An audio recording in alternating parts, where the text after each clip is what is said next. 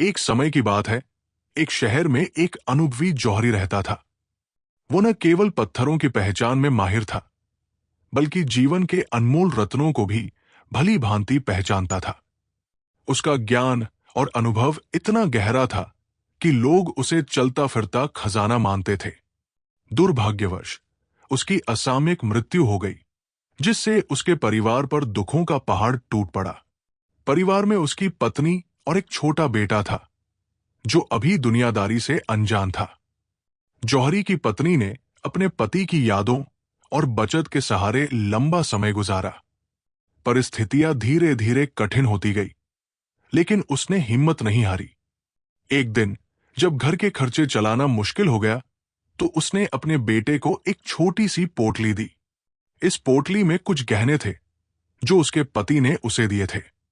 उसने अपने बेटे को अपने पति के एक पुराने परिचित जौहरी का पता बताया और कहा, बेटा, ये हमारे पुराने रिश्तेदार हैं। इन्हें पूरी बात बताना और ये गहने बेच आना। जो भी दाम मिले उसे ले आना। उसकी मां की आंखों में उम्मीद और थोड़ी सी चिंता झलक रही थी। बेटा, जिसने कभी ऐसे काम नहीं किए थे, थोड़ा घबराया हुआ था, लेकिन अपनी मां की परेशानी देखकर उसने हामी भरी और उस जौहरी की दुकान की ओर चल पड़ा। जब लड़का उस जौहरी की दुकान पर पहुंचा, तो उसे थोड़ा डर लग रहा था। उसने संकोचते हुए गहनों की पोटली उस जौहरी को दी और अपनी मां की बात बताई। जौहरी ने ध्यान से गहने देखे। उसकी आंखों में एक पल के लिए कुछ ऐसा दिखा जिसे लड़का समझ नहीं पाया। फिर जौहरी ने गहने बच्चे को लौटा दिए और स्नेह से कहा, बेटा, अपनी मां से कहना कि जब सही भाव होगा तब इन गहनों को बेचना। अभी बाजार में थोड़ा मंदी है, इसलिए शायद दाम सही न मिले। रही बात तुम्हारी पढ़ाई और घर खर्च की, तो कल से तुम दुकान पर मेरी मदद करो। बदले में मैं तुम्हारा खर्च उठाऊंगा और तुम्हें काम भी सिखाऊंगा। लड़का हैरान था। उसने सोचा भी नहीं था कि उसे ऐसा जवाब मिलेगा। वो खुशी और कृतज्ञता से भर गया। उसने घर लौटकर अपनी मां को सारी बात बताई। मां को भी आश्चर्य हुआ, लेकिन उस अनजान रिश्तेदार की मदद ने उन्हें थोड़ी राहत दी। अगले दिन से लड़का जौहरी की दुकान पर जाने लगा। वो सुबह से शाम तक वहां काम करता, छोटे मोटे काम सीखता और ध्यान से जौहरी को काम करते हुए देखता। जौहरी भी उसे बड़े प्यार और धैर्य से काम सिखाता। सालों बीत गए। लड़का अब जवान हो गया था और उसने जौहरी के काम की बारीकियां सीख ली थी। वो एक कुशल कारीगर बन गया था। इस दौरान उसने कभी उन गहनों के बारे में नहीं पूछा था जो उसने पहले दिन दिए थे।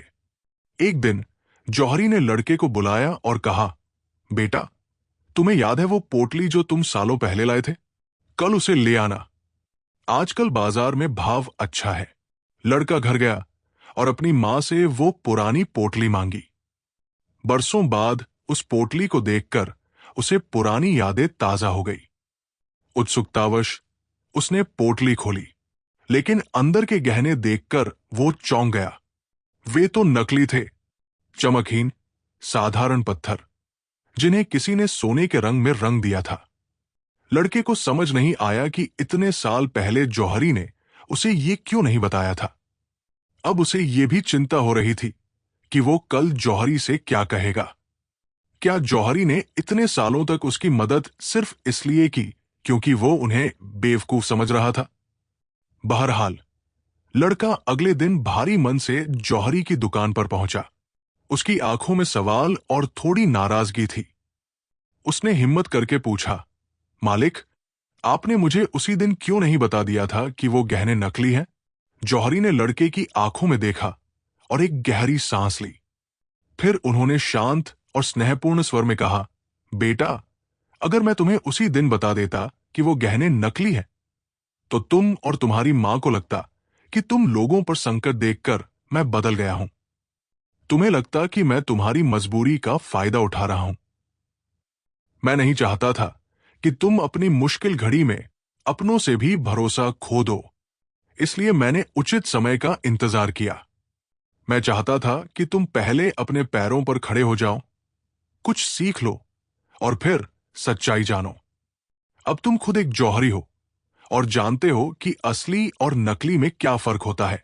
लड़के की आंखों में कृतज्ञता के आंसू थे। उसे अब समझ में आया कि जौहरी ने उसके साथ कितना बड़ा उपकार किया था। उसने न केवल उसे सहारा दिया, बल्कि उसे एक काबिल इंसान भी बनाया।